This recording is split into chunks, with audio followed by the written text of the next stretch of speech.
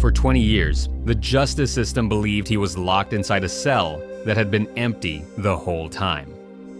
In 2003, a man convicted of multiple murders was supposed to spend the rest of his life behind bars. He was processed, transferred, and logged into the state prison system like thousands of others. There was no reason to believe his case would ever be remembered for anything other than the crimes that put him there. But somewhere between two facilities, during a routine administrative transfer, something went wrong. Not a riot, not a fight, not an escape. A line of data was entered incorrectly. His name was removed from one system and never properly added to the next. No alerts were triggered. No supervisor double-checked the file. And because prisons rely on databases more than roll calls, no one noticed what had just happened. On paper, he was still incarcerated. In reality, he had already walked out. There was no dramatic moment when he tasted freedom. No celebration. No sprint toward the horizon. He simply didn't return to a cell one night, and no one came looking the next morning. For weeks, his absence blended into routine noise. Missed medical appointments were marked as scheduling errors. Unanswered movement logs were ignored. Guards assumed he had been transferred again. The system corrected itself by assuming it was correct. Within months, the man realized something terrifying and extraordinary. No one was watching him. He didn't steal a car or flee the country. He didn't grow a beard or change his appearance dramatically. He didn't need to.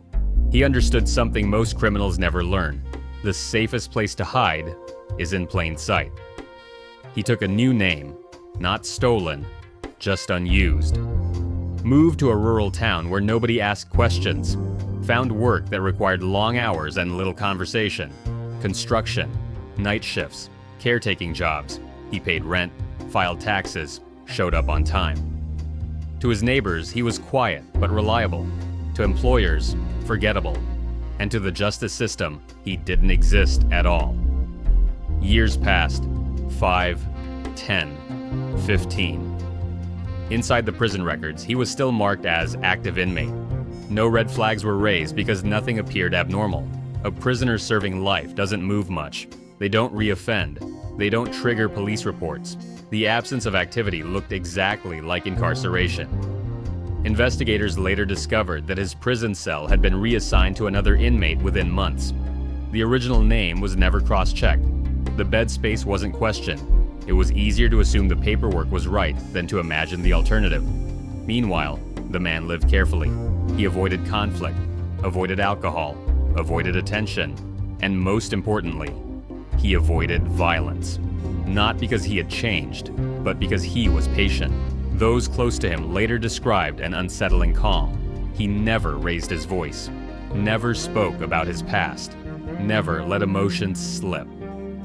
One former coworker said, "He acted like someone who knew exactly how much space he was allowed to take." The mistake was discovered in 2023, not because of a tip, not because of a crime, but because of an audit.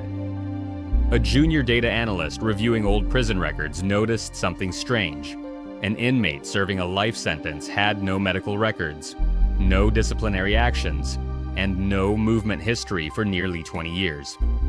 At first, they assumed it was a corrupted file. Then they checked another database, and another. Nothing matched. When they pulled archival surveillance footage from the prison, the truth became undeniable.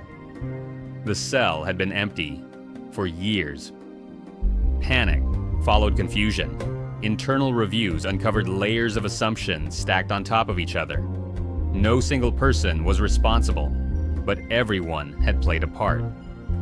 Authorities quietly reopened the case. Using employment records and tax filings, they traced the man to a remote property where he worked as a nighttime caretaker.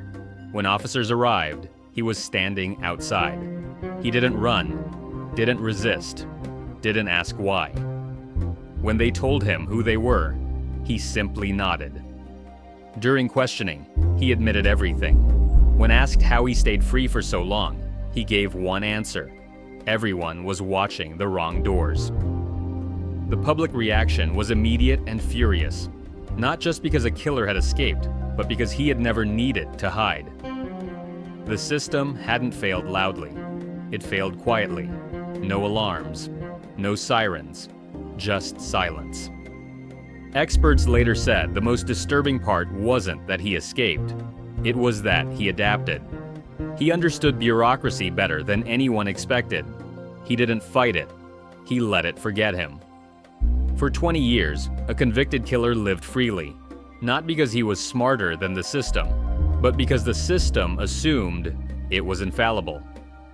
And in that assumption, it stopped looking. He wasn't free because he outsmarted the system. He was free because the system forgot to look. Don't forget to like and subscribe for more true crime stories like this.